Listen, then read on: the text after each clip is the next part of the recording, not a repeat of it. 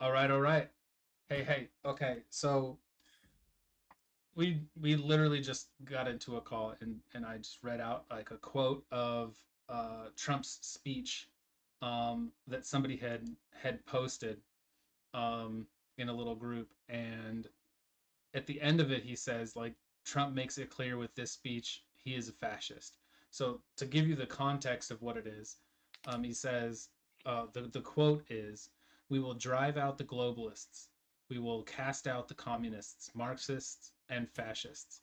We will throw off the sick political class that hates our country. On Veterans Day, we pledge to you that we will root out the communists, Marxists, fascists, and the radical left thugs that live like vermin within the confines of our country, that lie and steal and cheat on elections, and will do anything possible, legally or illegally, to destroy America and to destroy the American dream."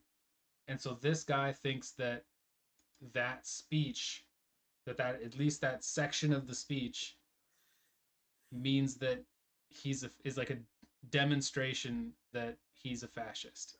Yeah, and my immediate response to that is that fascism has been defined by anyone just for convenience as bad. It's just bad. It's Yeah, just like fascist means like a government person you don't like at this point because it's had meaning in the past and it's been morphed just like, racism, like what is racism today versus what was it 30 years ago.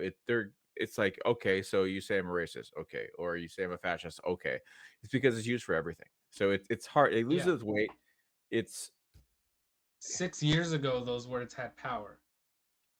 Yeah. Today, it's, I mean, like, I remember being like on the left and being called like a racist and a fascist and all this stuff, like during my Transition. transition of understanding that Trump was not such a bad guy, that he's not as bad as people made him out to be.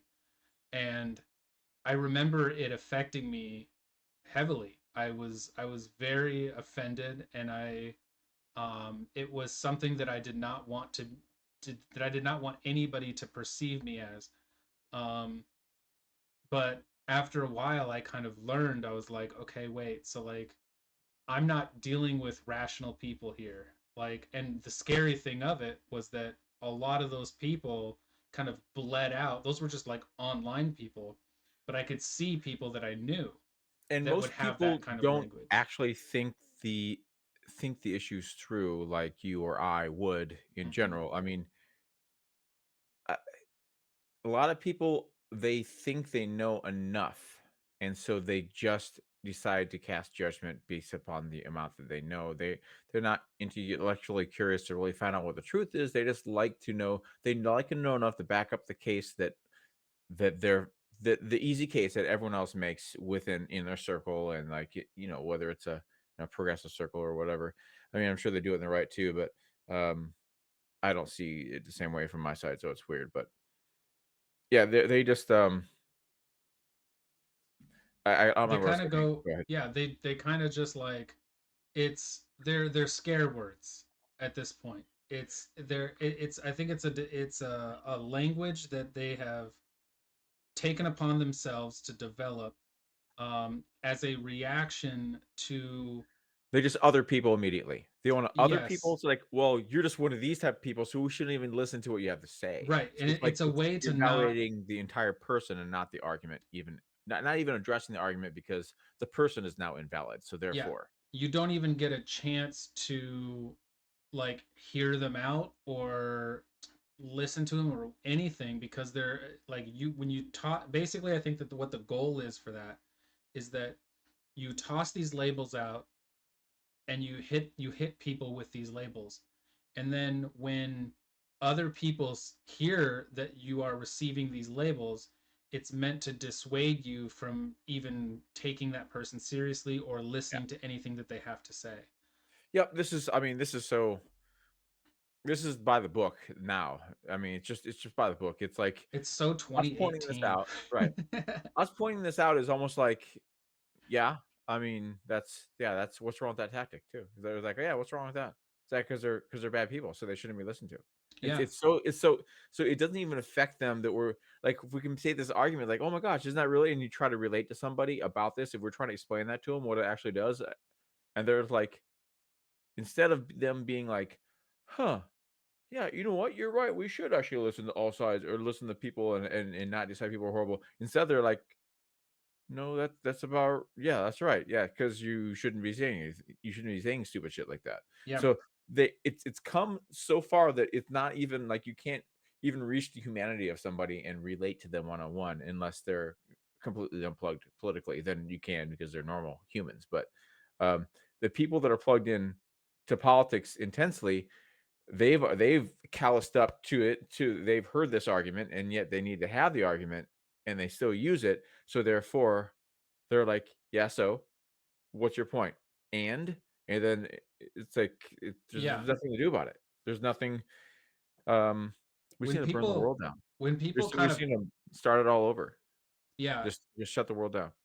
to me, at this point, when I hear people talking, like throwing those labels around, it's I part of my response is like, well, you're not really saying anything.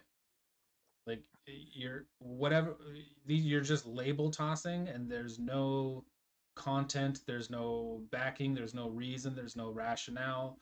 Um, you're not there isn't even a discussion here. You're just throwing labels out that don't mean anything, so I don't need to take it seriously because you're not saying anything. Yeah. It's completely meaningless. And in the past it was kind of like, well, now I have you kind of have this feeling of I need to defend myself from these labels. And now it's not that you adopt these labels in humor. It's more that you just kind of dismiss them. You're just kind of like, oh yeah, I'm a fascist. Uh-huh, sure, yeah, okay. Yeah, you really you sure know what you're talking about there. And it's Yeah. just like, yeah, you can go on. You can go away. Like you're not I don't want to be associated with you. You're a non-thinking agent. You just kind of go along and create a little path of destruction by throwing these labels at See, people. that's why I don't do the Facebook thing. And when you initially talked to me, it's like, "You interested in joining this Facebook group?" I'm like, Yeah. "No," because it's Yeah. just this.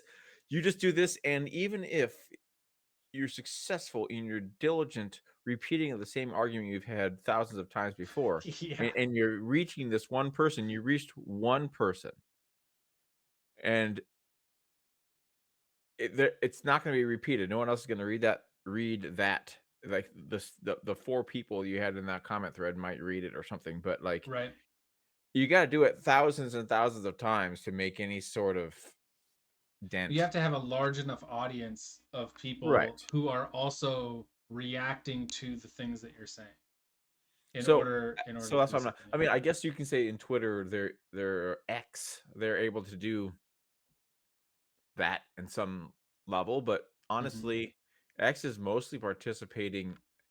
I think for me, anyways, because I'm not a big text writer, but it's all the big names that I follow and the big conversations, and then everyone else talks about them in the news, and that's just kind of so it's like all the small conversations are still small conversations. So even if you have like the Brian Cranston or whatever saying things like he'll still only get like 2,000 people viewing a lot of times, and so it's like that's a Well, I lot of hope people, I Brian guess. Cranston Yeah, he's a liberal guy. He's a big time liberal guy. does he show it?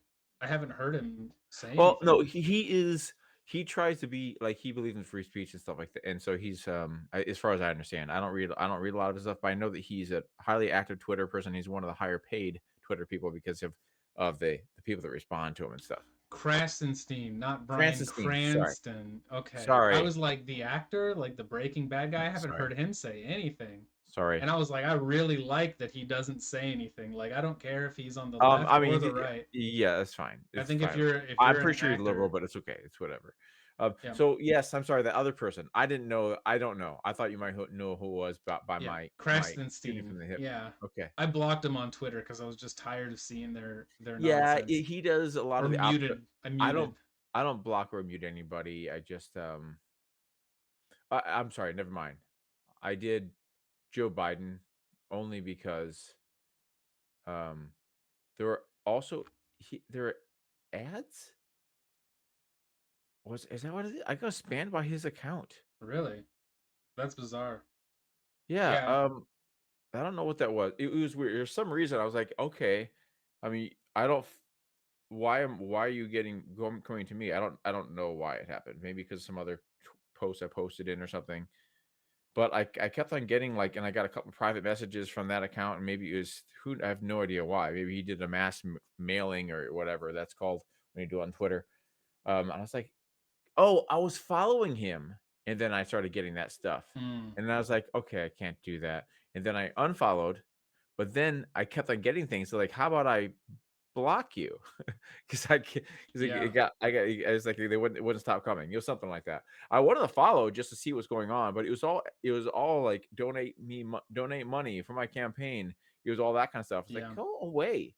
I want the other stuff. I wanna know what the PR press is putting out for him, on X, that he's not doing, that yeah, someone else is doing. I wanna know what that stuff is, but I don't want to get the spam for, um, donating him money, and it's like, "Get out of here." That was more of that than anything else. yeah. My I've commercials are like that on Hulu now. I'm like, "Don't you know my history? You're on my Amazon TV, linked to all this stuff. You don't understand that this is not gonna play with me. Why is every other commercial why is, oh like, yeah, yeah. every 3rd commercial break has Joe Biden asking for money, and I'm like, "Why would they do that? Is it because I've donated to campaigns before, but not to No, it's Democrats?" I've when it comes to ads on Hulu and stuff like that, it's not, I don't think that they're necessarily They don't have the same selective. information? No, they're not catering ads specifically to you. Okay. Especially when you see ads that are like back to back and it's like the same ad back to Oh, back. no. Yeah, I I don't get much of that. I get I there's times where I do get that and it's basically they're low on advertisers, so they just kind of Yeah. plug in um whoever, like whatever they can. Um yeah. So they're sending the Joe Biden thing out to the general audience. They're not trying to target kind of a more liberal-minded person. It seems like a waste of money to do so that way because I mean you're only gonna it's get the kind of just to hardcore. get it out, and so the thing is like I guess if Biden is throwing out ads to left wing people, then it's kind of a waste because they're already more than likely going to vote for Joe Biden, right? So it's and so they're They just trying probably to don't have the metadata. They probably don't have any metadata about me, even though I'm watching. So I have an Amazon TV, which because it was cheap as crap.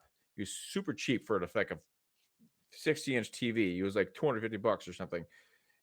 But they basically track you with everything. yeah, All your apps, everything you watch, they have all your data and they know everything. So all the ads that I get are usually when it's not Hulu, um, is all targeted toward trying to sell me razors and trying to sell me travel insurance or travel insurance and things, adult type of things. Um, and then I go on Hulu and I get things like that, and I get a lot of gay commercials, meaning like I get that sometimes too, yeah. only on Hulu though. On other places, Really. they know their audience.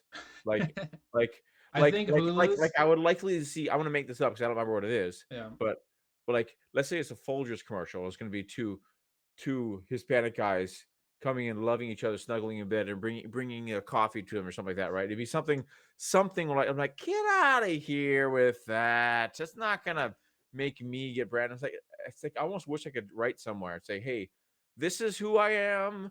Please send appropriate ads. Seriously, I'm like, if I'm gonna get ads, I would like ads that you think I might like. I don't want to yeah, just sit there and cringe and look at this. Like, okay, that's fine. Gay people can be in the world. I don't have a problem with that. I have a problem with you throwing this in my face like this. Like, I don't need that. I don't need that. It just bothers me. But I have a lot more of that in Hulu. But so I've been watching it on Brave lately, the last little bit. what is it? So Brave is a browser. Oh, okay, yeah, yeah, yeah. So you can actually watch YouTube on it right now too, like that. Hopefully they Oh, don't catch really? on. And you don't have to deal with that kind of stuff. Hey, that's You don't kind of get you don't nice. no, you don't get any ads. But the problem is that's not sustainable because that's how they make money, right? So they'll put a clamp on it eventually because they've done a new ad campaign where they have way different type of ads and more ads and they're mid-roll Well, they ads have and like, oh, like you. So you're saying that like YouTube will find ways to bypass it. no, I'm saying their campaign, the reason why I changed the Brave browser recently, like 2 weeks ago, is because of their increased campaign for because you've had ad blocker and it blocks some of them. You still have to push skip now and then, but like it blocks ad blocker will block some of the mid-roll things. And so YouTube has stopped that. And then they even have a thing pop up and say, hey, turn off your ad blocker because we need that support YouTube, and there's a timeout period before you can even push the X, and so like it's really annoying. So like, all Yeah, right, so I'm either gonna try my ad blocker or I'm gonna do something else because they were successful. I understand they wanted to do it, but and I don't mind ads like that 5-second ad in the middle, and or if there are even if they're mid-roll ads that are like 15 or 20 seconds or whatever else, that's fine. The issue I have is when I have to take my phone out of my pocket or pick up the controller when I'm on the other side of the house to come and push a skip, or else it goes for a 25-minute ad about jeez. some gimmick, right? Some thing like you want to make money. Whoa, yeah, we have this one easy trick or whatever, and they go Yeah, through and they have their app, but they lead you in, or like you really care about your health. If you really care about your health, you start with these things. And first we'll tell you about the system, kind of, and then they have these type of long commercials that are like 20 minutes long that you have to push the skip button to get past. And they don't just run and go. So I would listen to their targeted, fine, small, normal-ish size ads, and then just do my dishes when it's playing on my TV and listen to my videos. That's yeah. fine. But they're not doing that. And so I'm like, okay, a Brave browser, and I'm gonna play it on my PC, and I have none of those things on there. Now what they want you to do is buy YouTube Premium, in which I would do if they weren't censorship assholes. So that's the thing. If they weren't Yeah, censorship assholes, I would be paying for YouTube Premium. I use it a lot. It's in my pocket all day. I use it for a ton of videos. I like to support businesses. I just don't support businesses that hate me. So I'm in pretty much full agreement. However, I do pay yeah. for premium just because I use it so Yes, I do too. frequently that it's like it's just I out of convenience and just like ease of listening, I just have it so I don't have to deal with the ads. Yeah. Um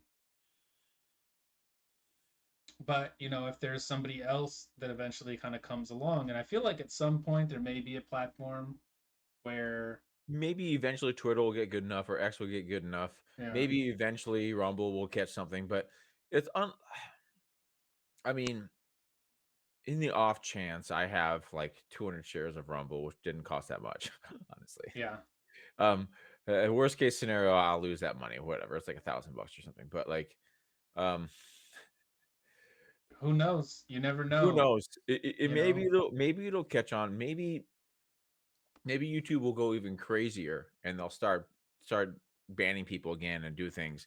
Then you will have a lot of people migrate. But it's X is probably going to take over after they figure it out. The thing is, they have a lot of software growing pains with all that. They have a lot of it's kind of a slow process for them to seems like to do all this stuff. They have ambitions. They keep on trying to take steps forward. Ninja, you know who Ninja is? He's a Yeah, streamer, Fortnite and stuff. Well, he actually streamed for 2 hours on X like the other day. really, Yeah, just to see it, just try just it to out. try it out. It worked well enough, and he had enough people watching. But um, there's more than just like they don't have the monetization set up right in there. So X can do it, and it can handle it eventually. Um, they're They'll trying to get figure there, out what they yeah. need. Yeah, they'll get there. Uh, I hope so. If so, YouTube might have to. So what I would like is that X to be so good that YouTube has to stop being asshole, Yeah, and they will, and then they say, well, maybe we don't have to censor all these people. Maybe we'll have a free speech platform now. Then hey, cool. Then YouTube's fine. That's the issue I have. I wish that would go away. Like I said, I don't like I don't. pirate anymore. Um, for the most part, unless something's not available for some reason, then I'll Right. find it somewhere. But I do it because I like to support things that are of value. But in that sense, since I'm not pirating, I won't watch things that aren't valuable. Like I'm not going to pay any money for uh um like Hulu right now is I'm only having it for a short period of time because I'm watching that anime. I'm watching the Attack on Titan, Mm, and then mm-hmm, I'll see if there's anything else on there real quick and I'll watch it. But it's 7.99 for the commercial version. mm-hmm. So 7.99 a month for the versions where you still have ads. And you got to pay like 19 Yeah. or 17. To like, that's not value. I don't watch it enough. I don't watch enough to be value. I'm going to cut Netflix because there's not enough value out of it because I'll watch like 2 or 3 shows per show release cycle, per like season or something like that. And I don't sit on Netflix for hours because most of the stuff they get there I don't like because they just have um oh there's this awesome video. Okay, I guess there's the new South Park and haven't watched it yet. I tried to look on the HBO I am Plus. tempted to go watch I, to get Paramount Plus. I am so tempted. I'm not gonna get it. I'm watching it when it goes on HBO next year when it gets out of the season. But Okay. Paramount Plus, yeah. But yes, because of that one, what's your name talked about it though on Joe Rogan's podcast. He had liberal comedian lady. She had a Oh, I show. know. I think I might know who you're talking about. I can't. I don't remember her She's name. entertaining on his show. That's Yeah. fine. She's very liberal for sure. Whatever. But she was watching it. She's watching and she said, okay, I got an idea. Okay, we got this. Okay, all right. Now make it female and make it gay. And Yeah. make it Yeah. female and make it gay. And then there's like, and then she was in a restaurant. She ordered a meal. It said, "What did I say? Make it female and make it gay." Like for her meal. It's just like that's just like their thing. This is That's the world that we're living in today is quite the wild one. because of that. That is why I'm like, it's just eye rolling shows. Like some of these shows would have survived in my eyes where I'd watch them anyways, if it weren't for the barrage of Wokeness. of well, Yeah. I mean, I'm saying some of the shows have content that would be digestible and acceptable to me, and it's of the agenda they want. But since it's everything, I'm like, screw this. It's just because it's forced down my throat. Yeah. It'd be interesting if you had some shows that had that, like, oh, different perspective or different weird angle, whatever else. Oh, there's actually, oh, that's interesting. There's a whatever, Well, like I if don't you know. want to make a gay, if you want to make a show that involves gay people, like make it a gay show. Like if you want to have a trans situation, have a trans show. But if everything that we're if all of the media and all of the content that is being put out has elements of all of these things, it ends up just Always and all of them, just shoehorned in. yeah, They just get in there. shoehorns it in. Cut. We can get in there. It reduces the value of the actual content of the product. Yeah. It removes the visibility of it. I remember I saw this one thing where, and it was so bizarre. It was this guy. It was like they were up on a panel and they were talking about this movie that they made that was in Norway, and they made this and it was like a historical thing, and it was so bizarre because the even the people in the Norway. Okay, here's kind of basically what happened is they made this movie that was historical from like the 1930s or something like that, and they were asking, they were like, hey, so how come you don't really have um, black people in or people of color in your movie? And he was like, well, this is a historical piece, and they're in Norway in 1930s, like it was there was only white people in Norway at that time. And so if we're doing a historical piece, however, there was there was known to be one black person in Norway during that time period. So we actually did create a character, It and represented that person. Right. we had them be part of the story. And I'm just kind of like, why would you do this? Like, why Yeah. would you do that? Like, you're clearly, I haven't seen the movie, and even after kind of hearing that, I'm kind of like, I don't really care to watch it. It's not because you have a black person in a movie, but it's like you have devalued your own content by placating to all of this stuff. And the Yeah. way that the reason that all of these people are in these companies, I think, are actually placating to this stuff is effectively because of like BlackRock, and they are making it so that if you don't fulfill these target demographics of whatever it is that they want you to put into your product or in your hiring practices or whatever it is, then your stocks become devalued. There is going to be a financial hit to your product or to your company, not to your product, but to your company. And so I think that what's going to end up having to happen is like people are going to have to get so sick of dealing with this stuff that it becomes more profitable to not deal with this BlackRock nonsense stuff that they're trying to push into these companies. Um, so it's a bizarre situation. I have you did you ever see the video of the BlackRock CEO talking about how he needs to he's like you we need to force these people to Yeah. behave. We need Oh to yeah. force them. We need to force behavior. And this is how we force these behaviors is by basically holding them hostage Yeah. financially I through forget their what his name through is. their is Is it his name is Clive? No, his name is. Yeah, here yeah. why I've heard it before. okay, I need to turn my heater off. It's really hot. But if you have anything to say, I'm listening. No, that's fine. Yeah, it's not Clive. I'm trying to think what the guy's name is. It's Schwab, something Schwab or Charles. No, it's not Charles Schwab, but it's something like that. Your heater is not in the room. I take it. It's like Turn back on. Schwab or somebody, right? His Something name is. along that line, yeah. Yeah. He wrote a book um that was very good and really well nuanced and seemed like it was a bunch of good ideas about things, but He's it like an was old just white guy. fucking yeah. I know they've been talked about. I heard it. It was like a year ago. I heard it was talked about either by Ben or Glenn Beck or something. Um, Yeah.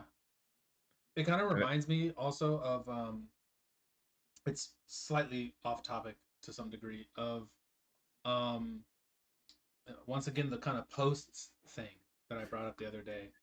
How posts don't matter. Nobody cares about posts. If you should yep. donate to causes and whatever if you want change. It's like, well, sometimes there are problems in the world that we kind of have to deal with and we have to talk about, and spreading information, making posts about things that bother people, and that people like, um, can help drive the conversation in the right direction. And when we have enough people who are like, hey, you know what? Like this is becoming, excuse me, this is becoming a real problem with all of this BlackRock stuff. Um, Something needs to get done, and who knows how long that's going to be and how far down the line it's going to be before we actually take action on this kind of stuff. But I feel like there's monopolies being created with BlackRock. There's too much power, too much control that these guys have over the industries, and So they're kind of controlling they like all puppeteers. they own like 7 to 10% of like every company. AIG and BlackRock and another. I can't remember what it is. Yeah, They own like Vanguard. yeah, Vanguard. There we go.